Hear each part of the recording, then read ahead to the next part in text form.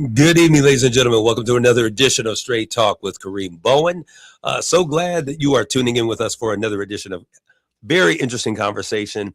I have a couple of guests here that are going to be in the stream on today. One is sitting across from me as we speak, and I'm excited to get into the depth of this conversation. But before we get started, I want to say Happy Black History Month to everybody who's out there. If you're listening to me and I sound a little bit raspy, I'm not trying to be sexy, just struggling to get the words out here on today. My regular producer, Matt, is not in the studio. Y'all call him White Soul. But I do have with me the afternoon girlfriend, Yvonne Daniels. Yvonne, what's good with you? Hey, so if there's some hiccups, y'all give me some grace and mercy. I appreciate it. How you doing? Your grace and mercy. Yeah. But we're glad to be with you on today. And for those who are out there, let's like, tag, and share this conversation so that others can enjoy it. Today, I have an authoress in the house with us on today. Saginaw's own, the attorney, the beautiful, the illustrious Janae Lamar. And we're going to talk a little bit about her book. So if you're looking in the social media stream, the name of the book is Single Good. Point blank, period, right? So we're going to get to talk with her in just a second. But I do want to give a shout out. This past weekend, we had an amazing time with the Help Community Violence Intervention Conference, the first inaugural. And when I tell you it was more than I hoped that it could be or would be, it absolutely was. I want to give a shout out to everybody who played such a tremendous part in making this happen. So many of you may not understand exactly what the conference was about, but it's about building out an ecosystem in our community where everyone who is a part of the community understands that they have a vital role to play in the cessation of gun violence in our community. Although we can never put an end to violence, we can curb the numbers and bring those numbers down to where they make sense for any community. Some violence is going to be baked into the fact that, you know, folks don't get along and things happen, but there is a level that is unacceptable. And here in our community, we've reached that level. But I do want to say this before I get to that, because there is a stigma that when you walk down the streets of Saginaw, you got to clutch your pearls. You're ducking and rolling under cars. That is not this. This ain't what we are. But as a matter of fact, we have a beautiful community full of people, vibrant and living, contributing great things to our community, which I so gladly love and appreciate. So we have an opportunity this past weekend to work with everyone that was there, from the courts, to we had judges there. We had community organizers and keynote speakers. We were represented from DC all the way to Saginaw. Our U.S. Congresswoman, Kristen McDonald-Rivet, came through and shared her passion for what she's doing. Stay tuned. She has a big announcement she'll be making this coming Thursday. Then also we had our state representative, Amos O'Neill, who has been a vigilante, I promise you, doing the work for our district, all the way down to our mayor, Brenda Moore. All of those individuals were there. Our keynote speaker, Yafencio Harris, Big B, was absolutely phenomenal. Brian Pruitt and Boom were in the house. HBK Boom, rocking it out with the young people in their youth session. Just community gathering. We talked about victim services. Our assistant prosecutor, Blair Stevenson, came through and did a session on the juvenile justice system and how we navigate and what's important. Very important information. A great time was had. We were empowered. And many people were just saying, hey, we were just glad that we were able to experience such a strong sense of community. To all of those sponsors, Victorious Believers Ministries came strong with financial sponsorship. The NAACP, all of those Cosby's, Coalition of Successful Black Entrepreneurs, the Men of Bethel. I want to give a shout out to our grant partners with Burn Skip, as well as M. Coles, and their support of the work that we have been doing here in this community is greatly appreciated. And we're super duper excited about what's going on. But we're going to get into this conversation today. Happy Black History Month. We know that Mr. Jackson. I almost said Reggie Jackson, but it wasn't Reggie Jackson, not hitting baseballs, but hitting out efforts towards civil rights. The great late Jesse Jackson went on, passed away at a very young age. I thought he was much older than what he was. So we celebrate him. There has been a lot of things that have been out there in terms of disparaging what he has done and who he was and how he got there. I let the man rest in peace. God bless you. Rest in power. And we certainly thank you for the service that you provided to our community. But I want to get right into, we're going to transition really quickly into this conversation. I want to show this book once again to those of you who are out there in the social media stream. That beautiful face, looking just like her late mother. Oh my God. Do you get that often? Very often. All right. We're going to bring into the stream, if we could, Miss Jamar, author of Single Good. Did I get it right? You did. I wanted to make sure I got the emphasis correct. Yes. How are you doing today? I cannot complain. All is well. All right. Come on. Lean on in about 6 to 12 inches from that mic. All right. All right. There you go. I hear your voice. I'm certainly excited to have you back. Every time you come, it is an impactful moment. Today, you are coming in a new capacity as the author of an amazing book. Yes. Single Good. I just wanted to make sure I got the emphasis. Tell us about the title of this book, Single Good. So it's been a journey in singleness. And when I thought about it, I've spent a lot of time with God, and I'm like, okay, singleness, marriage, relationships, and all of that. And it clicked one day that singleness is good. And so did a lot of research, went back to Adam and Eve. Okay. Went to the life of Jesus, went to marriages in the Bible. And I found a common thread amongst all of these people, specifically with Adam and Jesus. Adam was in covenant with God first. Same with Jesus. He walked in purpose, and then God decided that it was time for him to have a spouse. And so then family followed after that. And so there is an order, which is covenant, purpose, marriage, and family. Okay. And I was blessed to see that pattern in the life of Adam and in the life of Jesus. And so the thing that blessed me the most is that I realized that I had been out of order. I had been trying to pursue purpose. I had been trying to pursue love and marriage, but I was not in covenant. Wow. So singleness is good. Singleness is good. Yes. You know, I always tell people, you know, I too am an author. I wrote a book, All Women Love Chocolate. We got to get together and have, because there are some other books out there about relationship. And I need to let people know I am really officially single for real. Yeah. For real. And Yvonne's over there looking like, nah, Kareem. I just want to make sure because, you know, I had been attached for a long period of time. Yeah. But it's time to move forward. Yes. And, you know, it's interesting because I was talking, and while we were talking, you made the statement that when you were writing this book, you had the last time you were here, you were just coming. Share with what was going on. The last time you were here, you were just coming out of a situation. So the last time that I was here at KISS 107.1 was for Straight Talk with Kareem. It was in 2018, 2019. That was about the time that I was coming out of the relationship where I was engaged. And I do talk about that engagement in my book, and not from a place of shame, but from a place of deliverance. And just realizing the fact that I was out of order because I was engaged. I was getting ready to walk down the aisle. I had planned the wedding. I bought the dress. We flew to another country to pay for the wedding, and to plan it and everything. And I thank God that I did not go through with that marriage, because I'm positive that it would have ended in a way that would have been adverse to us both. Wow. Because it was not God ordained. Wow. So what was the indicator? What was the thing that you, maybe the red flag that you had missed that you caught in the last or in the nick of time? What was it? Not even red flags. Okay.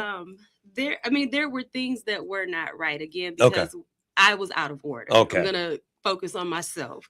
So being out of order, and then also being able to hear very clearly from the Holy Spirit. Absolutely. And just the fact that the Holy Spirit told me, I have more for you. And I've tried to, block out his voice. I tried to continue on and try to press through and make my way to the altar. And the Holy Spirit kept telling me, no. And it got to a point where I talk about it in the book. It's titled Language Confused. That's a part of chapter 1, where basically our communication, the friction in the relationship, it blew up. It came to a head. Yeah. And at that point, I left the relationship. And unfortunately, people look at it from the outside like, you called off a wedding, you didn't get married, you didn't go through with it, but it was for the best. But it was for the best. Absolutely. And I'm glad. I'm glad that you said that the way that you did. You said not red flags, but just an awareness. Yep. And I think that sometimes people need to just be aware of not being in alignment with God the way they need to be. Yeah. But then also the person that you're interested in, are they also in alignment? Do they have a submitted relationship to God? Because people always say, hey, I'm a Christian. Yeah. But if you're a believer, you want someone who has submitted their life to Christ. And there's a big difference. In your book, you talk, your chapter number 1, you alluded to it, but the title, False Start, because I'm come from track and field. False start is when you get in the block, you get ready, set, pop, you take a step too soon, you're out of step, and you got to get back in the blocks. And sometimes you can disqualify that opportunity. Let's talk about false start. What are we talking about? So false start, I preached a sermon, so I am in ministry. I have been ministering, and I ministered about false starts. And when I started writing my book, I was like, what better place to start than the false start? Right. And so having the experience of being engaged and calling it off, that was a false start, because I was in the position of singleness, but it was not time for me to pursue love or marriage. Right. And so in chapter 1, I basically talk about the fact that when you pursue these things, when you pursue love, when you pursue marriage, and it's not time, you're going to be set back. You're going to be penalized. And so I do get into the definition of what a false start is in American football and in track and field, and just kind of relate singleness to the fact that, you got to stay in position until it's time to move to the next position, until it's advantageous. And I had that experience of being set back. The title of the book is Single, and it's a question mark, and you give the answer as well. Good. Yeah. Let's talk about, what have you found as the benefit of being single? There's a lot of people out there, and you'll understand this after you get a certain age. People just, okay, when are you getting married? When, who are you dating? What's going on? Yeah. And it lends to this understanding that at a certain age, if you're not taken, then there must be something wrong with you. Yeah. But you're giving a different kind of a feel, a different vibe to this, if you will. You're saying that this singleness has a purpose and it's good. Absolutely. When you think about this, and what is the revelation and what is the good in single good? It's so much good in being single, because in this space of singleness, I've had the opportunity to really be in covenant with God and to appreciate that and to walk with him. And so I had to come undone. I had to recognize where I was out of order. I was living in sin. I was dating a lot. I was in so many different relationships. My heart posture was terrible. I had a lot of things that were wrong within me internally. So I was mean, I was cold, I was bitter, I was upset about things that had gone wrong in my life. I held on to so many different things. I was broken from the loss of my mother.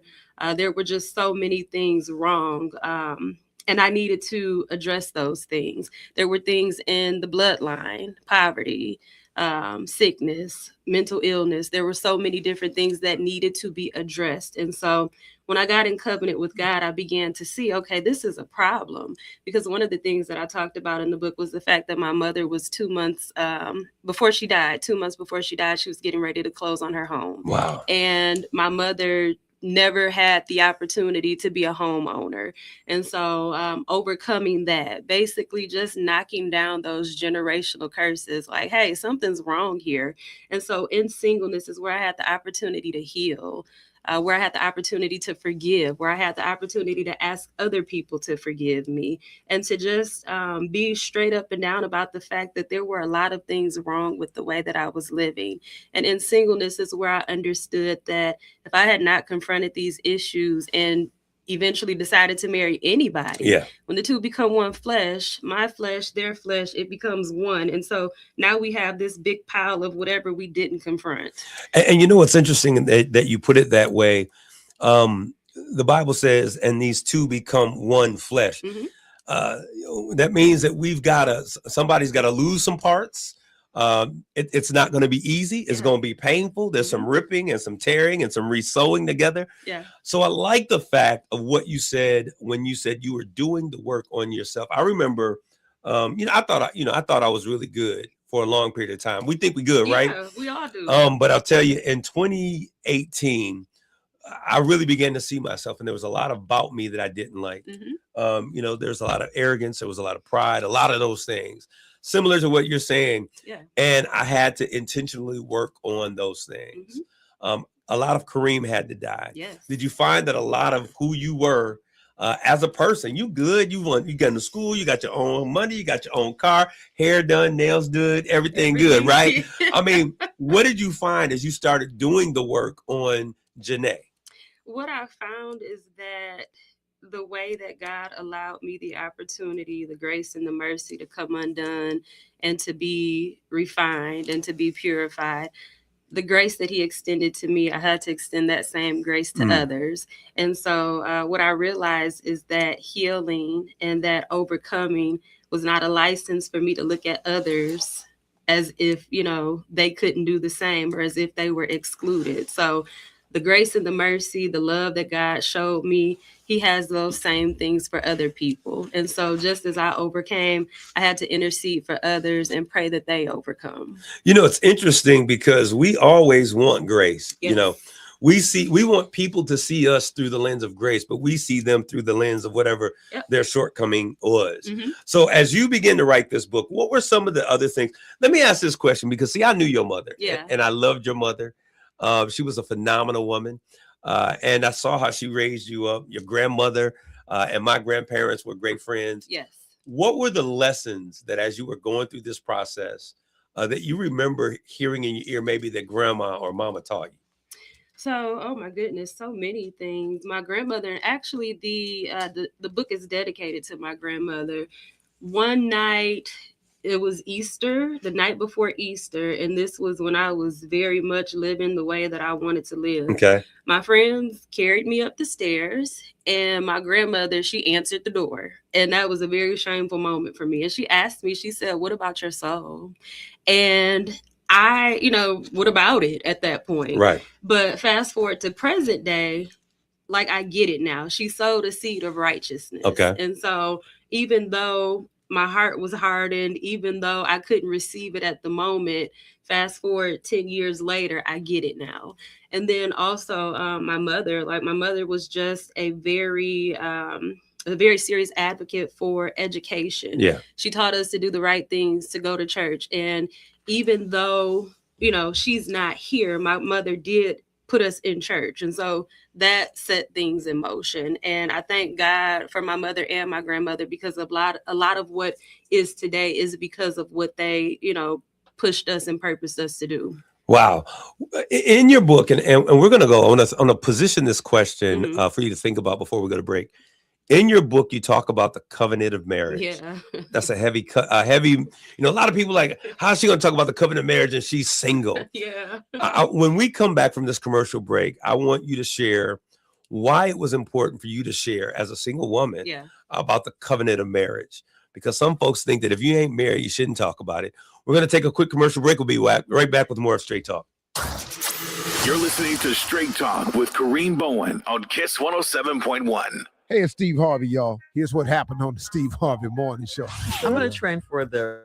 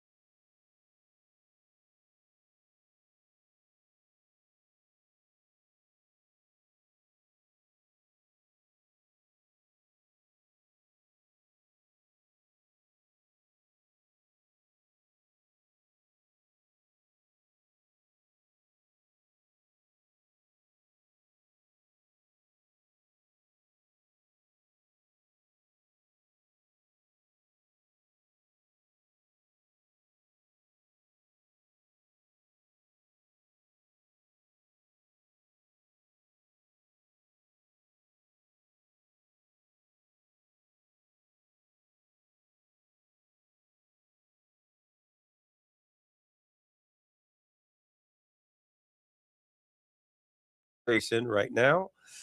Uh, I hope that everything is going well out there for you all as I'm looking at it. I lost sound in my ears. Hopefully you guys can hear me out there. But I'm sitting here with authoress Janae Lamar, and we're talking about her book, Single Good. Yes. And as we look at this, no, we are back from commercial. If you're out there listening, as you look at this, I want you to think about this beautiful woman. She just gave an amazing testimony. I'll let her share that in her own time, and understand we're going to bring her back because I think the decision to be in a relationship, the importance of the process of singleness, the desire for many to be in a relationship and to have a fruitful marriage, starts with, as you said, Janae, with God being God-centeredness, right? Yes. So you shared something when we were talking about, I asked you the question, why this conversation about covenant relationship or covenant marriage? And you put it in the book. So let's talk about that. And so we were going to pick up with the covenant of marriage. And you asked a spicy question that others might ask. Well, you're not married, you're single. Why are you talking about it? But so it's very important to understand the covenant of marriage because a lot of people don't understand that we're supposed to be in covenant with God first. And that marriage to an earthly spouse, that starts in God's spirit. And what do you mean by that? It starts in God's spirit. So if you look at Genesis, where at the point where God declared that it was not good for Adam to be alone. Right. God is a spirit. Those who worship him must worship him in spirit and in truth. And at that point, God is saying, this is what I have for Adam at this appointed time. It's no longer good for him to be alone. And so when God ordains a thing, that's when you can rest and be like, okay, this is good. So that's where marriage started for Adam. It didn't even start at the point that God created Eve. It started when he spoke that this is what Adam needed. So in terms of today, if I'm having a conversation, there's people listening that are in a relationship and they want a godly relationship. When you say it starts in God's spirit, what does that look like today? From Genesis to today? So in my mind, that looks like, God created us all. He all formed us in our mother's wombs. He knew us. Like God had this person in mind even before we ever came to be. And it's a lot to think about, but it's not a lot when you understand like how great and how big God is. And as we go through life, as we walk through these phases of singleness, as we grow up, as we submit to him, when we're in covenant with God, he's going to reveal who the spouse is. And so we don't even have to worry about it. Worry about being in covenant, Jesus at this point being your spouse first, being married to Jesus. And then as you're in covenant and as your purpose is revealed to you, your spouse will be revealed to you at some point. Because some of us are single, but we're not really single. Yeah. We're alone, but we ain't single. Correct. Because we are still tied to previous relationships. Yes. We haven't been healed from past traumas. Mm-hmm. And we haven't even become single in our seeking, right? Yep. We're holding on to something saying, God, we want what you have, but you won't cut loose the phone calls. Yes. You won't block numbers off that need to be blocked. And so it's important for us to realize it. And I'll say this, in 2018, especially 2019 is when it started. It meant that I had to go inward. Yep. And really deal with Kareem, the arrogant, the prideful individual, mm-hmm. The individual who is hard to get along with. And I'm still dealing with those things, right? Because we live and become this person. Yep. And it takes us time to really figure out who we are. So when we shine the light, not on the other person, let's see if their credit's good. Let's see if they pay their bills. Let's see but we turn that light on and we look introspectively at ourselves. And we begin to say, you know what? This is real foul. I can be short-winded, short-sighted. I can be a little mean here, mean-spirited. We have to be able to do the work. Yeah. For folks who are looking out there, how does this work start? Where do you begin the work? So chapter 2 is seek him first. And when you begin to seek God, you'll get to a point where he circumcises your heart, where he begins to cut away the things that are not like him. And so if cheating is a thing, he's going to circumcise your heart. If lying, if stealing, if scheming, plotting, anything wrong anything that is not of God that is in you, he's going to cut those things away. But you have to be open to that. You can't, one thing gets cut away and then you decide, okay, God, I'm done. I don't want any more cutting. Like you have to be open to the cutting. Or you tell him what it is you want him to cut. No, yeah, you have to be open to the cutting because he's refining us. He's doing a new work in us, a new thing, and you just have to be open to that. All right, so we're going to bring you back, and for those of you who are listening and those who are going to catch this conversation, if you're out there, you're looking to get marriage, I got a whole bunch of marriage counseling that's coming up going on. I'm gonna make sure that they're listening and tuning in. Yeah. If you're out there in your relationship and you're trying to figure out where I am, I'm going to tell you that's an indication, because if you're not secure in where you are, you're in the wrong place. Yeah. But whatever the relationship is, whatever the situation or the situationship, we're going to bring in Janae and we're going to have these conversations as we walk through this, because people are, Valentine's Day has passed. Yes. And there was a whole bunch of people who were sitting out there mad, singing them up, what do the lonely do at Christmas? And now it's Valentine's Day and that's gone too. Yeah. So we're going to have this conversation. We're going to create an atmosphere and a place for people to have real meaningful conversations about relationship. My sister out there all the way from Texas, Kelly Keaton Petros, it's not a sprint, it's a marathon. Trust the journey. That's right. We got to trust the process. But just last minute, what are the last words you like to share? She's going to be on with me again on next week with a new cast and a new conversation. Sure thing. What would you like to share in closing? So we were leaving off with seeking him first. And what I want to leave people with is this.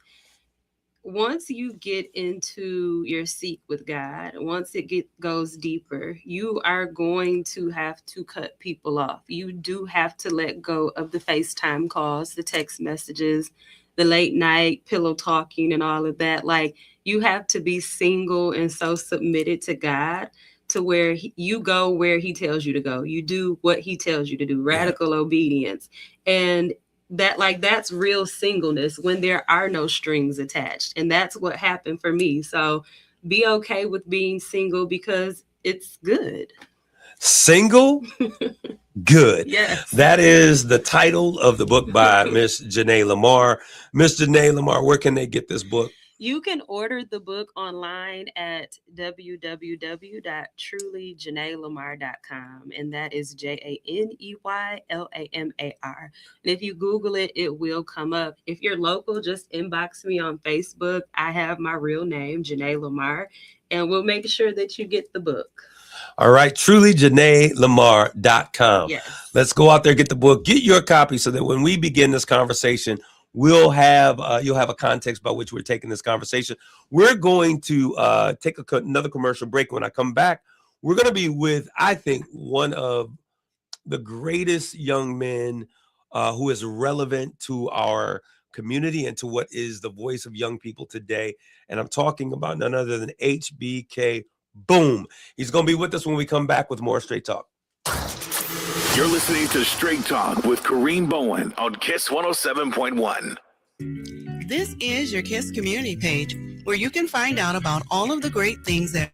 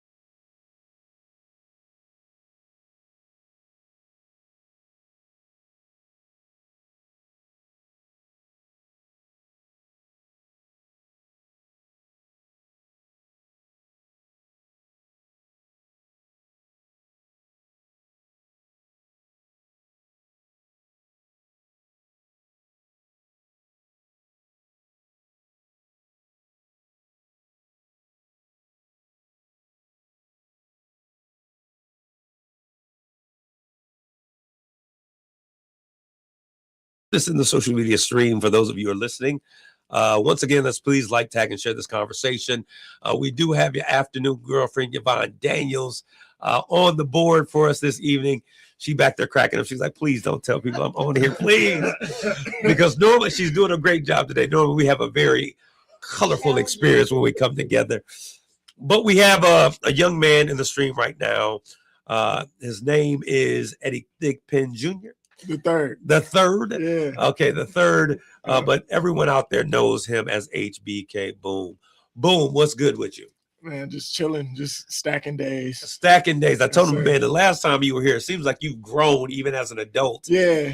And you've gained some stature. But hey, he was one of the guys that came in when we were doing this Community Violence Intervention Council. We wanted to have a space where young people could be engaged.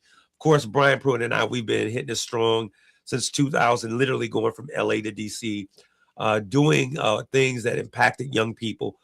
But since I've met this young man and I've kind of watched him from a distance, we have had some engagement. I realize that he's one of those young men who has the ear of this younger generation. And I'm smart enough to realize that when you see people who have a natural connection, that you have to use them. Mr. Boom, what is it that Mr. Boom? What is it? What Mr. Boom, right? What is it that makes you relevant to this current generation? I think I just relate. I go out my way to try to relate to him in a different way. You know, I never really tried to submit my urbanness in a sense, but I try to get him to feel like you don't have to criminalize yourself to be urban. You know, I think that's kind of that's what I always sought out. You know what I'm saying? I think that's kind of how I connect with the kids for real. Okay. There is something that you put in, I'm not sure if it's the beat or if it's the wordplay, but many folks out there, because it went viral, the video you did, was it Armor? Yeah. And you did Rouse House. Yeah. I saw it and there was something that was ticking in the back of my mind. It's now come into full picture. So I'm going to talk with you about that a little bit later. But when you connect and the lyrics that you come up with, what is the driving force behind your wordplay and the lyrics to your music? Because that is the thing I think that draws young people in. Yeah. Where does that come from? Really just being true to myself. You know what I'm saying? Like, I'm not going to get on no song and talk about nothing I'm not doing. You know what I'm saying? And I think that's kind of just where it all spurred from, for real. I just try to be true to myself with it. And I think people gravitate towards that. Okay. It does help that you are in the educational system. Yeah. So you are dealing with young people every day. You're having conversations. You're seeing the person that they bring in, the person that they leave outside the classroom. And quite possibly you're seeing a lot of the person that they are in their home. Yeah. It was interesting during COVID. There was a great concern for young people who were left home. Yeah. Because they were saying that the number of cases of abuse increased during COVID because folks were at home. What is the message that you hear young people sharing about the struggles, the pains, the things that they're going through? Really just not having that voice. You know what I'm saying? Just not knowing what to say, when to say it, who to say it to. I think as a culture, and Black culture specifically, I think we subdue a lot of stuff and try to like dumb it down and act like it's not an issue. I kind of was just talking about that with one of my mentors today, just being numb to violence around here. Just really not even just around here, just in general, a country issue. Like, we just numb to stuff and we just numb it. And even like going back to COVID, like leaving kids at home with a computer thinking they're going to sit there and go to school. That was my worst collegiate year. Like, my GPA dropped like 8 from I had like a 3.1, 2.9, something. I went to like a 2.3. Like, it was bad. Like, so if I was going through that as a grown adult in college, I only could imagine that for a kid. What was the struggle? Do you think it was the focus? What was the struggle? I think it was the focus. I think it's different. I'm a hands-on learner. You know, I need to see it. I need to hear it. I need to be in front of it. You can't really just give me directions and be like, do this. I'm gonna be like, okay, you know, like I almost need to see it. I'm an example type of person. I'm a visual learner. Okay. So I think that's where I struggled the most. So I only can imagine that for a kid. That's that same way. All right. I'm going to ask you one more question along this line. Then we're going to get into the music, the culture, where music is going and what you're sensing on the horizon.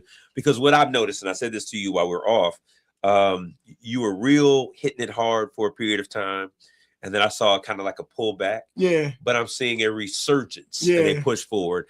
When you look at what we're dealing with young kids, the issues that are out there, what are we missing? What are adults missing that young people are trying to say, but we just aren't hearing? Man, just compassion and just understanding they angle. I think it done got to a point where most y'all don't have this issue though, because y'all, y'all always we ain't got this. You know, we good, Yvonne. y'all great, we good. But I think a lot of adults, they don't put themselves in the mindset of you as a kid before. You know what I'm saying? Yeah. And just understanding like, okay, this kid gonna make mistakes. This kid might mess up. This kid might not really know how to converse what they're going through.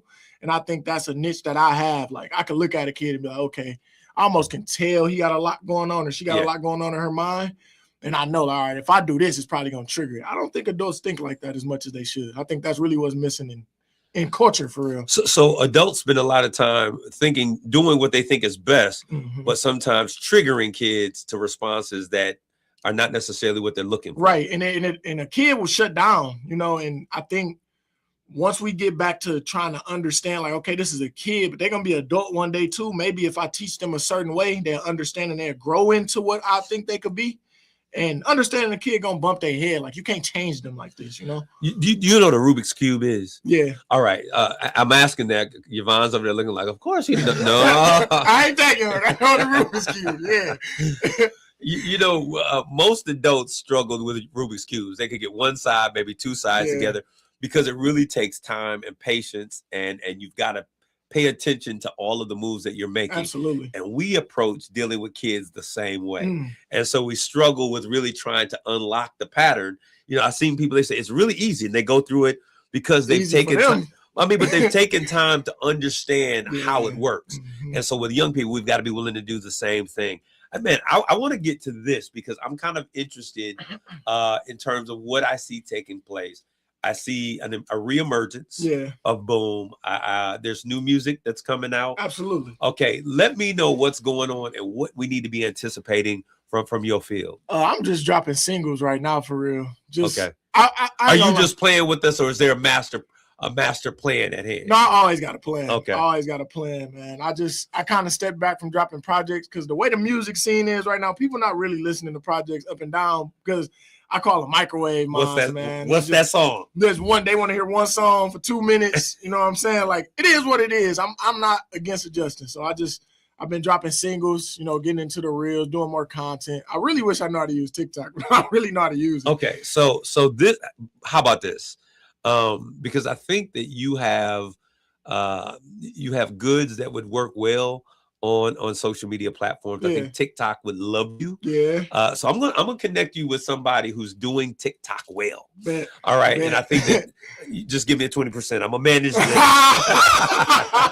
That's a bet. That's cool with me.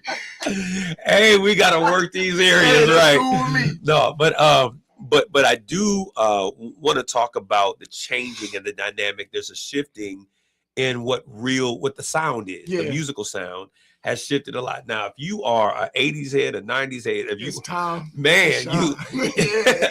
what's going on? What is this shift, and what are we experiencing right now in music, especially with this? Social media is creating more millionaires in music than any other area. But go ahead. I think right now it's just music working cycles. And I think right now the cycle is sampling beats, going back to the oldies. I do it a lot. I respect them though. I do them justice, and I think over the last about 2-3 years, I kind of got into the producer world a little bit more. And that kind of been a light and shining armor for me, just producing for different artists across the Midwest. So samples. What kinds of samples are we listening to now? I mean, what are the things that we are anticipating are going to be the thing that we're going to be hearing drop? Because I'll tell you what, the Jamie Foxx, when he came out, I got some Marvin Gaye. Yeah. It ushered in a whole new sound that was hot for that moment. Absolutely. So are you saying that we're going back to pulling back some of those samples? Absolutely. Okay, what are you thinking? Me personally, I like samples with strings, like good vocals. Like, I didn't play with that sample before, like not Marvin Gaye version, but Jamie Foxx version. I don't even know if that's Marvin Gaye song, but Jamie Foxx version. But I think that's just what's the new resurgence like.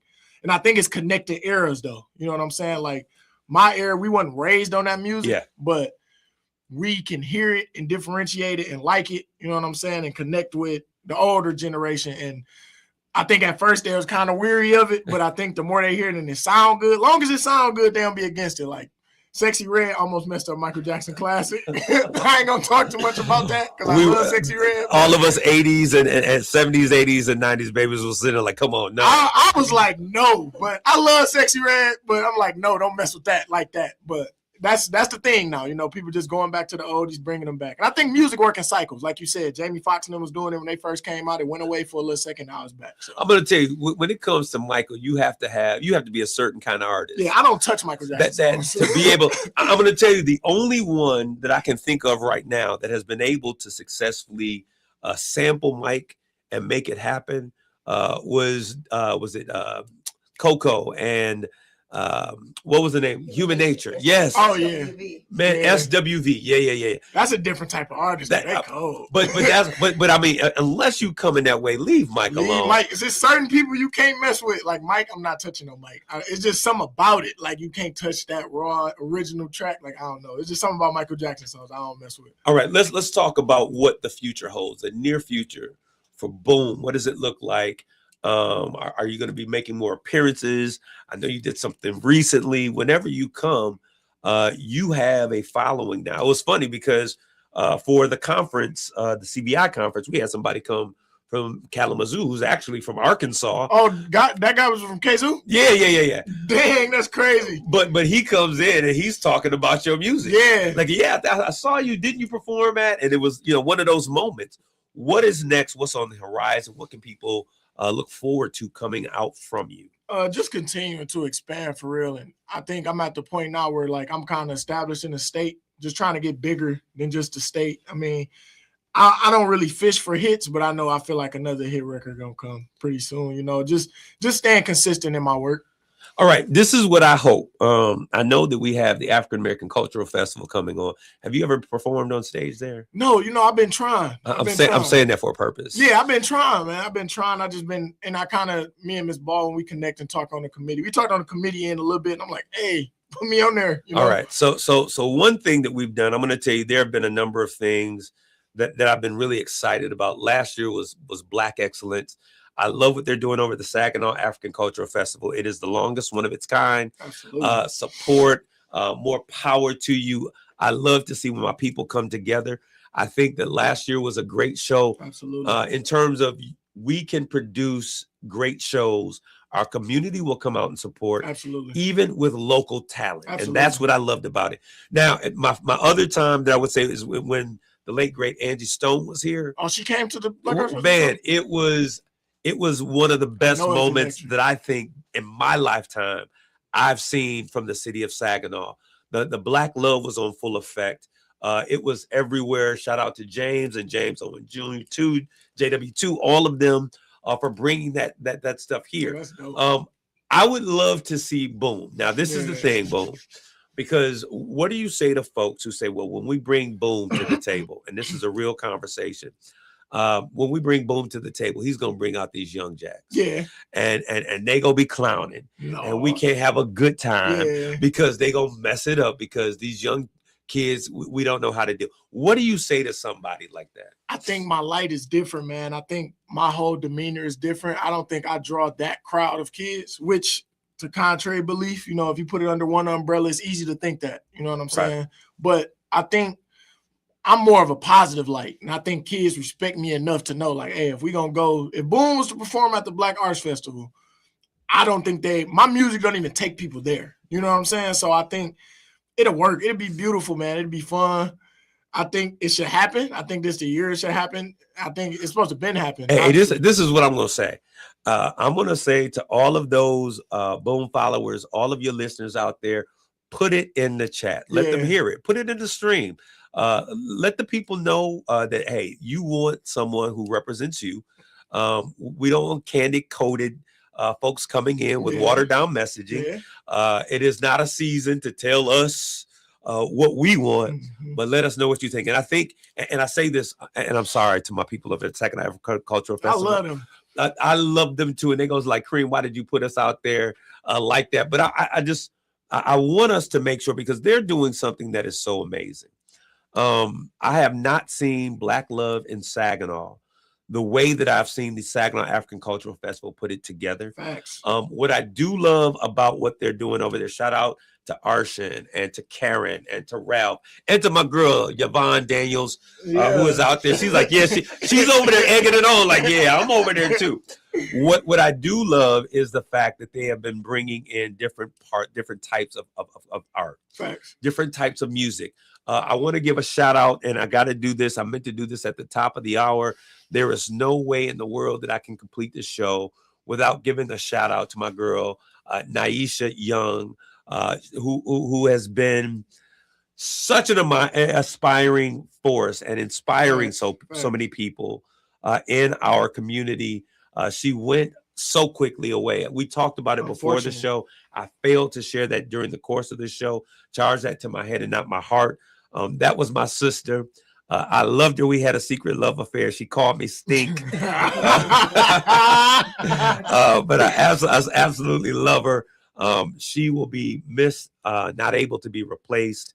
And so our heart and prayers, our thoughts are going to be with her. We are going to do a show just kind of sharing with her because she was an artist in so many ways. Facts. So many people out here, Julian Taylor saying boom for the African Cultural Festival, The Spot, HBK, even Arsha, my guy, boom.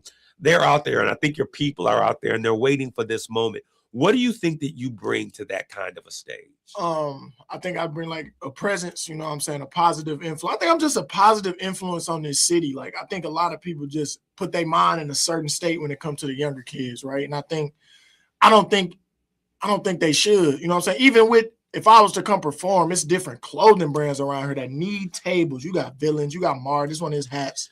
So you're saying that when you come, there's clothing brands that would need to be present. Man, need to at this point, because we got to segue the generations. Yes. I think it's time to bring it all together and be a community again. And I look at cities like Flint, for example. Violence is everywhere. Stuff is going to happen. But if you pull it together enough, great stuff can happen. I done performed down there enough to know Saginaw can get through an event, a Black event, and it be positive and it be fun. We've been doing it. We've been having it. Now, Facts, the thing, exactly. and I'll tell you this, because we cannot continue to have events and we don't engage and entertain that younger generation, because what it will become is an issue of us versus them. And when we do that, we lose a voice and we lose the ability to speak into that generation. So I hope that we really think about this. Boom. I want to thank you for coming in. Anytime. I've got an idea that we will bring you in again. This won't be the last time that we see you. Anything that you want to say, last couple words before we give a sign off here on Straight Talk? Shout out to the city, man. Let's keep stuff rolling. New music coming soon. More new music. I had fun at the conference yesterday. Keep giving back, man. I hope what I'm doing inspire people to do it. You know what I'm saying? Just be yourself, be true to yourself, be true to your city. Let's keep it rolling. All right. Y'all like, tag, and share Saginaw Cultural Festival, Saginaw African Cultural Festival. There we go. It's a mouthful right now. Let's tag it in there. Make your comments. We want boom this year at the SACF, performing on the stage, making great things happen. To all of you out there, thank you for continually tuning in to Straight Talk. And as always, take care of yourselves and each other. God bless you. Grace and peace. You've been listening to Straight Talk with Kareem Bowen on KISS 107.1. The views and opinions expressed on this show by the host